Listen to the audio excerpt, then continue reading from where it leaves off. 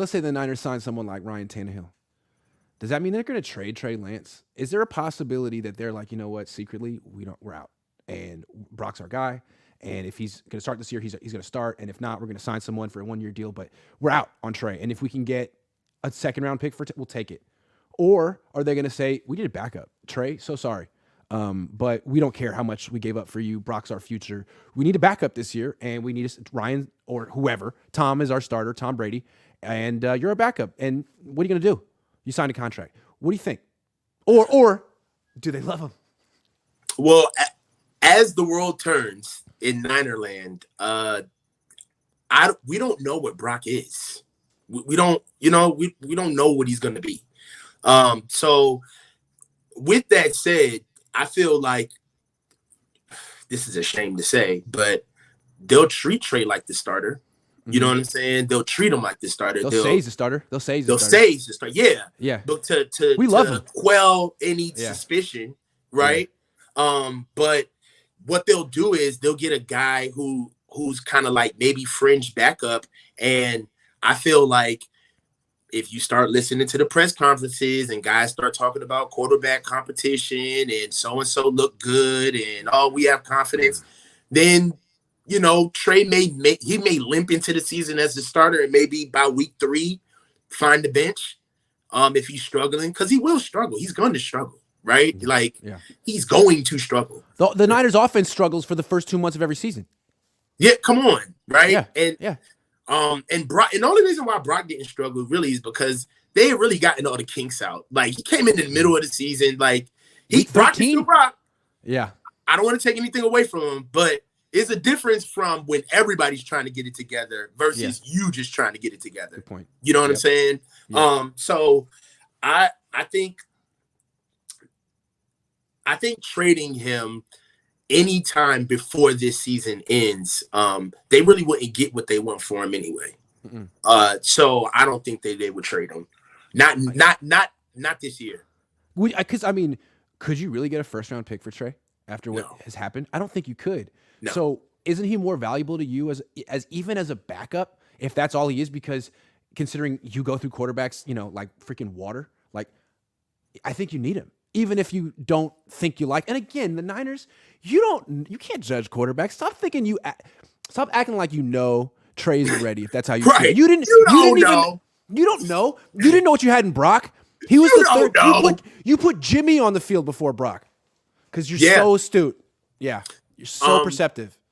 Yeah, and then also in some ways, look at it this way. Like, let's say if Trey does play, you got Brock in your back pocket, Trey fails, and then that may be just enough rope for Kyle to look over his shoulder at Jed and say, see, look, man, we tried. He played a little bit. And then what'd be crazy is that you'll have the pressure of the season on your back while you're trying to make that move, right? Because it's like, well, we got a backup. Let's play him. We can sit Trey and try to move him for parts. And why don't you want to move now? We're trying to win the season, right? Yeah. So almost in a way, it would be a shame. But if Trey was to get moved, it would kind of be like one of those, like, almost like how Christian McCaffrey happened. Like, thief of the night in the middle of nowhere. If they trade him after they sign a quarterback, though, it's like, hey, let's say they sign Ryan Tannehill, and I'm Howie Rowe, or I'm a general manager from other team from Tennessee. Okay. And I say, so I see you just signed our ex-quarterback. Seems like Trey's your backup now, huh? Well, can I trade you a 4th-round pick for him if he's your backup? Yeah, what's up with Trey? I'll give you a 4th, and they'll not just be like, no, we love Trey. We want a 1st for him. What do you mean he's a 1st? He's your backup quarterback. You don't love him. You're lying. Hey, and just to sweeten this narrative, who just moved to the Titans? Rand Carthon. Didn't Kyle Shanahan say? Trey Lance said that okay, so he put the little fingers crossed emoji about Rand Carthon, which it means nothing essentially. And then we were all like, does that mean he wants to go to the Titans? Who knows? So Trey said that Kyle came up to him and was like, so you're going to the Titans? So you're getting traded to the Titans? And Trey's like, no. You know what's crazy about that? When Trey brought that up, two things came to mind. One, didn't Rand take that job during the season? Nah, he took it right after the season. During during the playoffs. I guess during the playoffs. During the playoffs. Yes. What is Kyle doing on social media or knowing anything about this during the playoffs? I know. Someone must have told him. Trey's not playing, but why are you coming up? Why do you know about this? Yeah, you're the head coach. He's done. You're not. It's funny. Hey, he wanted to talk about it, right? He acted like he was too cool. Like, yeah, no big deal, right? But he needed to make a point. Hey, what's that about? I needed to bring it up to you. I needed to bring it up to you. I need you to respond to it. I need you to be like, "Oh yeah, it's nothing, man." Okay, cool. And the level of how small that was, and the fact that he noticed that lets me know that you look at a lot more than just that. Yep. So look, I mean, there's a lot of pieces that are going to move when free agency starts. We don't know what's going to happen with Tannehill. There could be a vacancy in Tennessee. That could happen. Who knows? Kyle brought it up himself. Tennessee would be a perfect place for Trey, and maybe the Niners are a perfect place for freaking Tannehill from Kyle's perspective. I don't know. Look, in this little cove right here, we are pro player. Okay.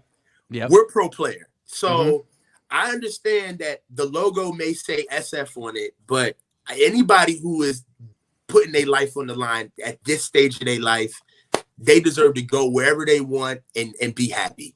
Right. Yep. Because all of us would take this opportunity if we had it.